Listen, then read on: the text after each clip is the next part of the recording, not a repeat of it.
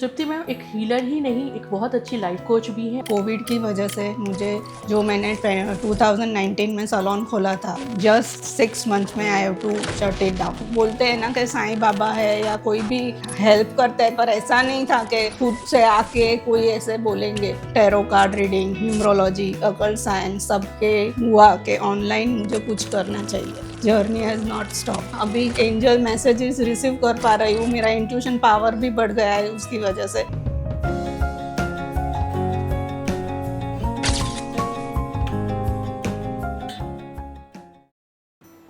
नमस्ते, मैं हूँ वेरोनिका और आज हमारे साथ है स्टूडियो में तृप्ति शाह मैम। वो बहुत ही अच्छी हीलर है और एक लाइफ कोच भी है। मैं चाहती हूँ कि आप अपने बारे में खुद ही बताइए, आपने क्या क्या सीखा, क्या क्या जाना और कैसे आप स्पिरिचुअल हीलर और लाइफ कोच बनी। Thank you, Winnie ma'am. I am Trupti Shah. I am tarot life coach and numerologist. मैं स्पिरिचुअल हीलर भी हूँ और specially my mission is to help woman to come out of their stuck position with my tarot and numerology counseling, and with healing I can help them to come out of their stuck position and get clarity, courage and consistency in their life. आप इस journey में कैसे आई? Spirituality आपको आपकी calling थी या आपने इसको अपने लाइफ में अपने बेटरमेंट के लिए पहले स्टार्ट किया था यूज़ करना? नहीं, जब भी 2020 में कोविड था तभी मुझे मेरा सैलून बंद करना पड़ा, बिकॉज 35 इयर्स से मैं ब्यूटी इंडस्ट्री में थी। पर एक्चुअली जो कोविड की वजह से मुझे जो मैंने 2019 में सैलून खोला था, तो जस्ट 6 मंथ्स में I have to shut it down. तो उसकी वजह से 2020 में मुझे ऐसा लगा कि मेरा ऑल जो इन्वेस्टमेंट था मैंने खोलने के लिए, मेरी सब एफडीज़ वगैरह लगा दी थी, तो उसकी वजह से मैं एकदम डिप्रेस हो गई थी कि मैं फाइनेंशियली और मेंटली भी डिस्टर्ब हो गई थी कि अभी आगे क्या। मेरा तो पूरा लाइफ का मैंने सब निचोड़ के दे दिया था ब्यूटी सैलून खोलने के लिए, तो अभी मैं आगे क्या करूँ। तो उस टाइम जस्ट मैं घर पे देख रही थी, सब स्क्रॉल कर रही थी, तो उसमें धीरे धीरे मुझे सब tarot card reading, numerology, occult science सबके व्यूज़ और वो सब देखती गई तभी मुझे या हुआ कि ऑनलाइन मुझे कुछ करना चाहिए, कि जहाँ पे अभी स्टॉप नहीं हुआ है, जर्नी हैज़ नॉट स्टॉप। तो at the age of 60 I found it that this journey will literally help me. तो 2020 से मैंने स्टार्ट किया, लर्निंग करती गई, तो उसमें से मुझे ऐसा लगा कि मुझे यही कॉलिंग थी एक्चुअली। जो मैंने 60 इयर्स की जर्नी की थी तो वो मैं कर रही थी, बट विद द फ्लो कर रही थी। पर जो spiritual journey I have started, तो मुझे अंदर से लगा कि नहीं, यही मेरा ट्रू पाथ है, यही मेरा राइट पाथ है। तो उसकी वजह से मैंने 2020 से numerology, tarot card reading, crystal therapy, everything, reiki, lama fera, angelic healing, वो सब मॉडलिटीज़ सीखी। और अभी लाइफ कोच की वजह से मैं देखा कि मैं अपने आप पे काम करके निकल आई बाहर, जो मैं डिप्रेस पोजीशन में थी, तो क्यों ना मैं दूसरी वुमेंस को जो जहाँ पे स्टक है उसको हेल्प करूँ।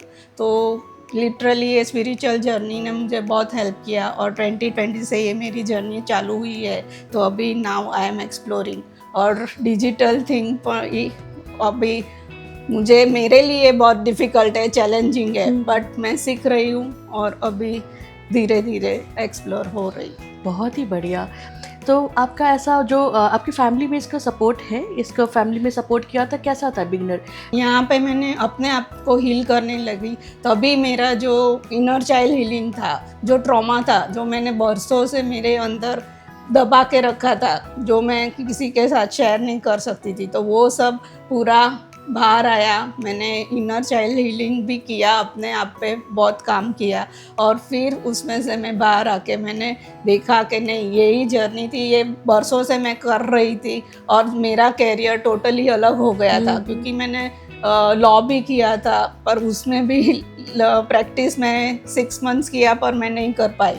और फिर विद द फ्लो मेरी सिस्टर यही लाइन में थी, तो उसके साथ मैं ब्राइडल मेकअप वगैरह कर रही थी। तो वो जर्नी ऐसे ही मुझे लगा कि मेरे जो 30 इयर्स की जर्नी थी वो ऐसे ही गई।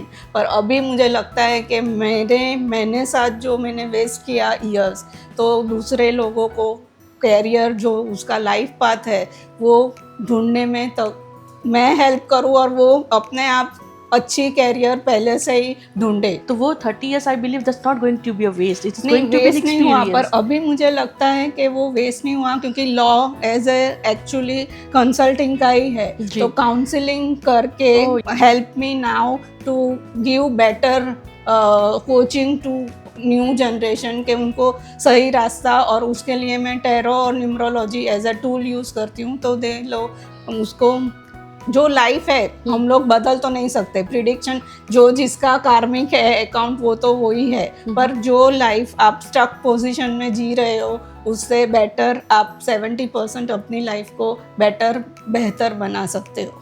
जो कार्मिक है वो तो करना ही है, उसमें तो कुछ हो नहीं सकता। पर ये मुझे 2020 में ऐसा लगा कि ये भगवान ने ही मुझे लेसन देने के लिए किया कि नहीं, ये पाथ नहीं, अभी ये स्पिरिचुअल जर्नी आप उसके पास वही पाथ पे जाओ, और दिस हैज़ एक्सप्लोर मी।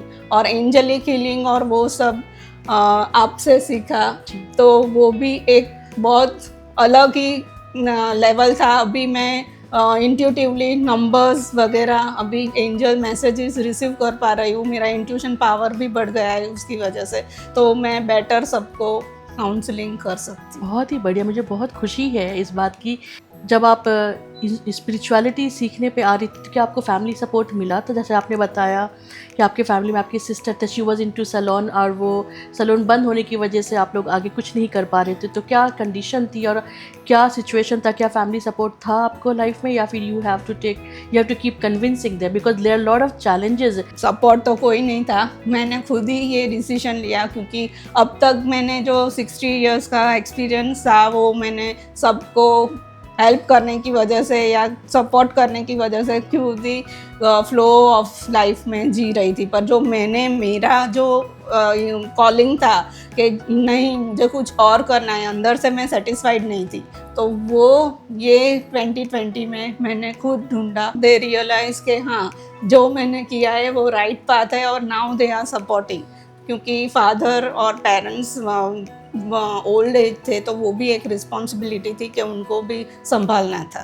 तो 2020 में I have just be there at home and I have explore this, and now I am on this path के हाँ, यही मेरा कॉलिंग है और यही मेरी स्पिरिचुअल जर्नी मेरे लिए बहुत आप यह बहुत बड़ा एग्जाम्पल सेट कर रहे हैं कि कई लोग सोचते हैं कि अब तो 40, 50, 60 हो गया, अब मैं क्या करूँगी, जो ज़िंदगी मिलती है वही उसी ज़िंदगी में रहने लगते हैं। बट आपने बहुत अच्छा एग्जाम्पल सेट किया है उन लोगों के लिए जो कि 60 ईयर्स के एज में भी लाइफ में भी डिस्कवर कर सकते हैं। They can discover lot of things in their life and they can restart their life as well. Yeah, exactly. So I have just restarted it from zero. Whatever I have lived for 60 years, so that I have just बोलते हैं ना कि life begins eight 40, but मैं बोलती हूँ ये खाली as, खाली नंबर्स है। जहाँ पे भी आप शुरुआत करते हो वहाँ से जो राइट पाथ है तो वो लाइफ आपके लिए बहुत अच्छी रहती है। और आई थिंक किसको भी अपना एज वो मैटर नहीं करना चाहिए, कोई भी एज हो, आप कहीं पे भी 80 इयर्स में भी आप सीख सकते हो, तो age is not a matter while learning. आपने कहा कि आपने बहुत सारे मोडालिटीज़ इंडिया रेकी फाउंडेशन से सीखा था, तो वो क्या क्या मोडालिटीज़ थी?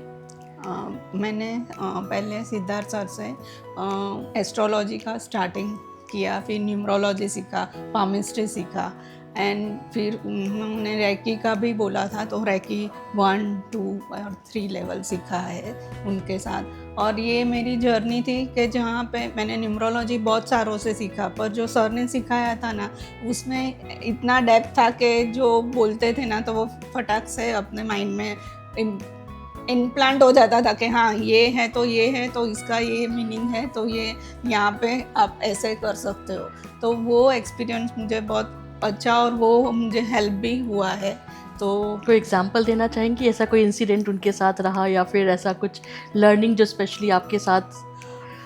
यही मीन्स यहाँ पे मैं बोल सकती हूँ कि 13 नंबर मीन्स उसमें 4 नंबर राहु का है। तो जो मेरी 13 नंबर की बर्थ डेट है, तो मुझे वो एक्सपीरियंस हो गया कि राहु आपको मेहनत करवाता है। तो आप कितना भी करो 100% देंगे, 200% देंगे, पर आपको रिजल्ट 60% ही लाइफ में मिलेगा। तो इतना आप मत उसके पीछे जाओ कि जो चाहिए उसके लिए आप 100% दो, वो बराबर है, पर आप अपने आप को एक्सेप्ट करो कि हाँ जहाँ पे मिलना है वो उतना 60% मिलेगा, तो उससे आपको एक्सेप्टेंस ले लेना चाहिए। कई जगह ऐसा हो जाता है ना कि आप दूसरे को, अपने आप को ठीक करने के बदले दूसरे को बोलते हो कि नहीं तू ऐसा कर ऐसा कर, पर पहले अपने आप में झांक के देखना चाहिए कि हम मुझे पहले अपने आप को ठीक करना है। तो एक्सेप्टेंस माँ से मेरा। तो आपने न्यूमरोलॉजी, एस्ट्रोलॉजी, पामिस्ट्री, रेकी, ये सब इंडिया रेकी फाउंडेशन सिद्धार्थ से सीखा।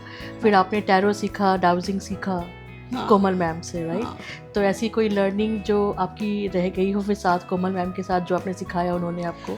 कोमल मैम से मैंने डाउजिंग भी सीखा था, और उसमें क्रिस्टल हीलिंग और वो भी था। तो जो उन्होंने डाउजिंग के लिए जो बोला था कि how to connect with yourself, तो वो एक इम्पैक्ट हो गया था कि वो एकदम इजी वे था और जो आप कनेक्ट कर पा रहे हो। और वो डाउजिंग से जो मैंने उसको, मेरा जो डाउजिंग है उसको मैंने जो भी मेरा उसको इंटेंशन दिया है, तो वो ऐसा कनेक्ट हो गया है कि कुछ भी अभी मुझे क्वेश्चन पूछना है तो वो डाउजर से पूछ लेती हूँ और मुझे करेक्ट आंसर मिल जाता है। तो मीन्स अभी कोई किसी को आउटर साइड में किसी का वैलिडेशन लेने के लिए ज़रूरत नहीं है, मुझे अपने आप ही मेरा, वो बोलते हैं ना कि टैरो कार्ड और डाउजिंग मेरे फ्रेंड बन गए। तो कुछ भी पूछना है तो मैं उनसे पूछती हूँ, तो मुझे आंसर मिल जाता है कि मुझे आगे क्या करना है। लाइफ इजी हो जाती है इससे, बहुत हो जाती है, बहुत इजी हो जाती है, सेटिस्फैक्शन। तो ये आपको टैरो में मिला इन्फॉर्मेशन, एंड यू फेल्ट कि पहले आपको एक्सेप्ट करने में प्रॉब्लम हो रही थी या डाउटफुल थे? जब आपके पास इन्फॉर्मेशन आई तो डाउटफुल थे कि मैं फॉलो करूँ या ना? कई बार ऐसा करते हैं जब टैरो में भी इन्फॉर्मेशन आते तब भी डाउटफुल हो जाते हैं। नहीं, मुझे ऐसे तो कॉलिंग थी कि हाँ ये मुझे करना था, अंदर से मुझे कॉलिंग थी कि ये ही था जो मैं राइट पाथ पे हूँ। पर टैरो में कंफर्मेशन के लिए मैंने वो पूछा, तो मुझे उसमें से करेक्ट कहना ही आप जो भी पाथ पे हो वो राइट पाथ है। ऐसे कोई इंसिडेंट्स बताइए जो आपको टैरो और डाउजिंग या रेकी और एनीथिंग दैट हेल्प्ड यू और any of your client, any of your students? या न्यूमरोलॉजी से मैंने और टैरो से मैंने कई को दिखाया है। तो एक को जो वो सीए का एग्ज़ाम 6 बार वो उसको अटेम्प्ट करना पड़ा, तो वो ये डिप्रेस हो गई थी कि मुझे अभी ये लाइन मेरी सीए की है ही नहीं, मुझे करना ही नहीं है, अभी मुझे ये छोड़ ही देना है। मैं उसकी मम्मी वो बोलती है कि 6 बार तूने अटेम्प्ट किया है, अभी एक बार और कर ले तो तू उसमें निकल भी जाएगी, क्योंकि सीए की एग्ज़ाम ऐसी होती है ना कि उसमें अटेम्प्ट बहुत बार कई को देना पड़ता है और तभी निकलते हैं। इजीली एक बार में कोई होता है तो ही निकल पाता है। तो फिर उससे मैंने टैरो रीडिंग से मैंने उसको गाइडेंस दिया, तो उसमें वो आया कि तू जो करती है वो करती रहे, 1 बार 2 बार अटेम्प्ट कर दे, तेरा क्लियर हो जाएगा। तो वो उस हिसाब से, और उसके साथ मैंने क्रिस्टल की हीलिंग दी। उसको क्रिस्टल बोला कि तू अपने टेबल पे रख, जो आपको ऐसे शांत रखने के लिए, या कभी तू पढ़ाई के लिए बैठेगी तो एमेथिस्ट मैंने उसको बोला था। तो after 2 attempts she has passed and now she is a very good CA and working in very good firm. So आपका ये जो नॉलेज, आपकी ये जो प्रैक्टिस, आपकी जो ये सिद्धि जो आप बोलते हैं ना, इसको आपने बहुत टाइम से इसको प्रैक्टिस कर के पाया, राइट? या मीन्स यहाँ ऐसा है ना, स्पिरिचुअल जर्नी अगर आपको दूसरे को ऊपर भी देना है तभी भी ये एनर्जी के साथ है। तो एनर्जी आपको भी अपने आप को भी करना पड़ता है, अपने आप को भी मेडिटेशन करके अपना एनर्जी बढ़ाना जी, जी। चाहिए। अदरवाइज आप देते जाओगे तो आपकी एनर्जी एक दिन ड्रेन हो जाएगी। ये तो बात बहुत उसकी बड़ा सच है। वजह से आपको प्रोटेक्शन भी रखना चाहिए। तो उस हिसाब से मैं वो भी करती हूँ, मेडिटेशन रोज करती हूँ और रेकी का सुबह करके ही मैं मेरी दिन की शुरुआत आप करती हूँ। कैसे करती हैं? आपका डे कैसे निकलता है? रेकी कैसे अपने डेली लाइफ में आप डालते हो अपने लिए? जो नॉर्मल है, जो पूरे और जो सिम्बॉल्स है वो मेरे 7 चक्रा पे मैं देती हूँ सुबह। तो थोड़ा 5 मिनट मैं उसके लिए देती हूँ कि जब भी चक्रा बैलेंस होता है तो ऑटोमेटिकली आपका जो भी दिन है माइंड सेट होता है, तो आप अपने आप को आगे कैसे करना है वो दिन अच्छी तरह निकल जाता है। और हमेशा एफर्मेशन देती हूँ कि I am healthy, I am happy. तो वो जो एफर्मेशन 3-4 बोलते हैं कि आपको कुछ भी नहीं है, आप हैप्पी हो, तो वो एफर्मेशन भी आपकी लाइफ में बहुत काम करता है। तो रेकी से क्या-क्या हो सकता है? रेकी हीलिंग अगर आप किसी को देना चाहती हैं, तो उसमें क्या-क्या हील हो सकता है? रेकी से बहुत सारे कुछ हील हो सकता है। कहीं पे किसी को मेंटल इश्यू है या तो कहीं पे कैसे? कुछ जैसे को वो डिप्रेशन में है, पर बहुत डिप्रेशन में है, तो आप अपने रेकी भी दो और उसको बोलो कि आपको जो भी साइकियाट्रिस्ट या डॉक्टर्स की ज़रूरत है, मेडिसिन की ज़रूरत है, वो तो चालू रखे। पर उसके साथ आप रेकी देते हो तो वो जल्दी हील होके बाहर आता है। और एक इंसिडेंट मैं बोल सकती हूँ कि अभी मैंने जो ट्रैफिक हुआ था, मैं अटक गई थी जोगेश्वरी, तो वहाँ से निकलते मैंने रेकी का ही चौपूरे का सिंबल दिया कि जल्दी निकले। तो वो गाड़ी ट्रैफिक कंटिन्यूस थोड़ा थोड़ा पण करके जल्दी निकल पाई। तो वो ही एक इंसिडेंट मुझे अभी मैं शेयर कर सकती हूँ कि रेकी इतनी हेल्पफुल है कि कहीं पे भी आप अटके हो तो वो आप जल्दी से हील कर सकते हो। और ऐसा नहीं है, आप डिस्टेंस हीलिंग भी दे सकते हो रेकी से। अगर कहाँ पे किसी का फोटोग्राफ है आपके पास या कहीं पे है, तो उसके साथ आप डायरेक्ट हीलिंग, आप डिस्टेंस हीलिंग करके भी उनको दे सकते हो। तो उसके वजह से वो लोग को थोड़ी जो पेन है वो थोड़ा कम होगा और जल्दी उसमें से रिकवरी हो सकती है। और क्या स्टूडेंट जो एग्ज़ाम दे रहे हैं, उनको भी रेकी हीलिंग दी जा सकती है? हाँ, दी जा सकती है। रेकी हीलिंग क्यों? क्योंकि फ्रस्ट्रेट हो जाते हैं, एंग्जाइटी में वो लोग पढ़ नहीं पाते हैं, तो रेकी देते हैं तो मेमोरी के लिए भी दे सकते हैं? मेमोरी हीलिंग मतलब मेमोरी उनकी कई हाँ, स्टूडेंट कहीं पे वो फोकस इशू फोकस होता नहीं है। कर सकते हैं, कहीं पे उनका ध्यान भटक जाता है, तो कॉन्सेंट्रेट नहीं कर सकते, तो रेकी दे के उनको मौन शांत करके वो लोग कर सकते हैं। और उसके साथ क्रिस्टल हीलिंग भी आप देते हैं, तो दोनों मिला के उनका बहुत अच्छी तरह से वो लोग स्टडी भी कर सकते हैं और पेपर भी अच्छी तरह से लिख सकते हैं। आप बताइए, आप मास्टर एंजल हीलिंग जब सीखी थी, वो उसका क्या इम्पैक्ट पड़ा था आपका लाइफ? एंजलिक हीलिंग में मुझे इतना मैं एंजल से कनेक्ट कर पाई। पहले तो मुझे लगता था कि ये एंजल्स होते हैं, पर ऐसे नहीं बोलते हैं ना कि साईं बाबा है या कोई भी एसेंडेड मास्टर्स है तो वो हेल्प करते हैं, पर ऐसा नहीं था कि कहीं पे ऐसे खुद से आके कोई ऐसे बोलेंगे। पर जब भी उसने सीखा कि एंजल ऐसे हेल्प नहीं करते हैं, आपको उनसे हेल्प मांगनी चाहिए, तो वो लोग they are ready to help. तो अभी ये सीख के मैंने देखा कि हाँ, एंजल है। और अभी मैं सुन भी पा रही हूँ उनके कोई भी वर्ड्स कहीं पे होता है, तो पहले तो क्लैरोवायंसी थी, मैं देख सकती थी कि कुछ है या कहीं पे कुछ बटरफ्लाई वगैरह नंबर्स दिखते थे, और उसका मीनिंग मैं सीख गई ये एंजल थेरेपी के वजह से। पर अभी तो कुछ थोड़े कहीं पे आता है तो मुझे कान में सुनाई भी, क्लियर ऑडियंस भी हो गया है, तो वो पावर भी मैंने अभी डेवलप की है। तो एक एंजल का वो था कि जब भी आई थिंक बहुत साल 26 को जब भी बारिश हुई थी बम्बई में, तो तभी मैं और मेरी सिस्टर यहाँ जू पे एक BST के बस में पूरी रात अटक गए थे। तो बहुत सारा नुकसान हुआ था उस टाइम। तो 26 जुलाई वो मैं भूल नहीं सकती थी, पर उसमें पता नहीं था तभी कि ये एंजल्स वगैरह कुछ है। पर जब भी मैं ये सीखी तभी मुझे रियलाइज़ हुआ कि उस टाइम एक जन ने आके बोला था कि आप ये बस से उतर जाओ और दूसरी बस में, आगे की बस में बैठो, क्योंकि यहाँ पे बहुत पानी भर रहा है तो ये बस अभी थोड़ा अंदर जाएगी। तो उस टाइम सब लोग एक ही बस में आ गए थे, पूरी रात निकालनी थी। तो वो जो बोल के गए थे तभी मालूम नहीं था, तो पीछे जो बस थी वो पूरा अंदर पानी में डूब गई थी। किसी को एंजल हीलिंग या एंजल थेरेपी या एंजल काउंसलिंग देना चाहो, आप कैसे देते हो? How do you do that?